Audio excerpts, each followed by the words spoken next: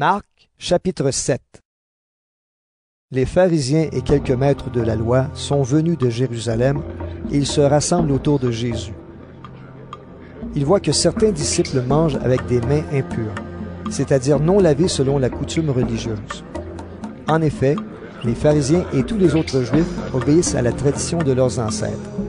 Avant de manger, ils se lavent toujours les mains avec soin. Quand ils reviennent de la place publique, ils se lavent toujours avant de manger.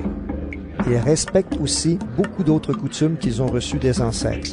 Par exemple, la façon de laver les verres, les pots et les plats.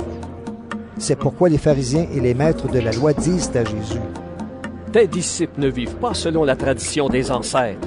Ils mangent avec des mains impures. Pourquoi donc? » Jésus leur répond: « Vous êtes des hommes faux. Ésaïe avait raison quand il a parlé de vous de la part de Dieu. On lit en effet, ce peuple me respecte en parole seulement, mais son cœur est très loin de moi. Ils me font des prières et des sacrifices, mais cela ne vaut rien. En effet, ce qu'ils enseignent avec assurance, ce sont des commandements humains. » Jésus dit encore: « Vous abandonnez le commandement de Dieu, vous obéissez à la tradition des hommes. Vous êtes très habiles pour abandonner le commandement de Dieu et pour garder votre tradition à vous. En effet, Moïse a dit: « Respecte ton père et ta mère. » Il a dit aussi: « Celui qui maudit son père ou sa mère, il faut le faire mourir. » Mais vous dites aux gens: « Tu peux dire à ton père ou à ta mère: « J'aurai bien quelque chose à te donner pour t'aider. » Malheureusement, c'est corban, c'est-à-dire une offrande pour Dieu. Ainsi, vous leur permettez de ne plus rien faire pour leur père ou pour leur mère. Ainsi, vous vous servez de votre tradition pour supprimer la parole de Dieu, et vous faites beaucoup d'autres choses comme celle-là. Ensuite, Jésus appelle de nouveau la foule et il dit aux gens: « Vous tous, écoutez-moi et comprenez bien ceci. Aucune chose de l'extérieur ne peut rendre une personne impure quand elle entre en elle. Au contraire, ce qui sort du cœur, voilà ce qui rend une personne impure. » Jésus quitte la foule et il entre dans la maison. Alors ses disciples l'interrogent sur ce qu'il vient de dire. Jésus leur répond: « Vous non plus, vous n'êtes pas encore capable de comprendre? Aucune chose de l'extérieur ne peut rendre une personne impure quand elle entre en elle. Vous ne comprenez donc pas cela? Ces choses n'entrent pas dans son cœur, mais dans son ventre, et ensuite elles sortent du corps. » Par ces paroles, Jésus montre qu'on peut manger de tous les aliments.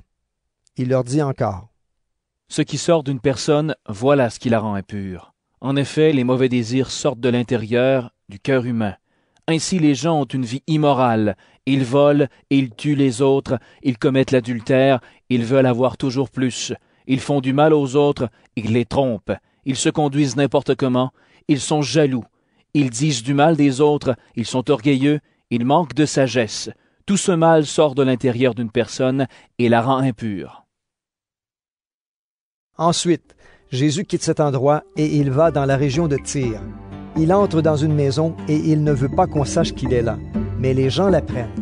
En effet, une femme entend parler de Jésus. Cette femme n'est pas juive, elle est née en Syrie, dans la région de Phénicie.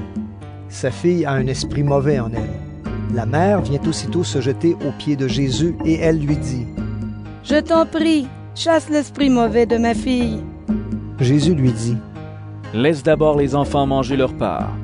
Ce n'est pas bien de prendre la nourriture des enfants et de la jeter aux petits chiens. » La femme lui répond: « Seigneur, pourtant même les petits chiens mangent les miettes que les enfants laissent tomber sous la table. » Jésus lui dit: « À cause de cette parole, l'esprit mauvais est sorti de ta fille. Tu peux rentrer chez toi. » La femme rentre chez elle et elle trouve son enfant couché sur le lit. L'esprit mauvais est sorti de la fille. Ensuite, Jésus quitte la région de Tyr. Il passe par Sidon. Il revient vers le lac de Galilée en traversant la région des 10 villes. Des gens lui amènent un homme qui est sourd et qui parle difficilement. Il supplie Jésus: « Pose la main sur sa tête. » Alors Jésus amène l'homme avec lui, loin de la foule. Il met les doigts dans ses oreilles, puis il lui touche la langue avec sa main mouillée de salive. Ensuite, Jésus lève les yeux vers le ciel, il pousse un soupir et dit: « Ephata !» Cela veut dire: « Ouvre-toi !» Aussitôt les oreilles de l'homme s'ouvrent. Sa langue est guérie et il peut parler normalement. Jésus donne cet ordre aux gens. Ne dites rien à personne. Mais chaque fois qu'il leur commande cela, les gens racontent encore plus ce que Jésus a fait. Ils sont profondément étonnés et ils disent: Tout ce qu'il fait est vraiment bien. Il fait entendre les sourds et il fait parler les muets.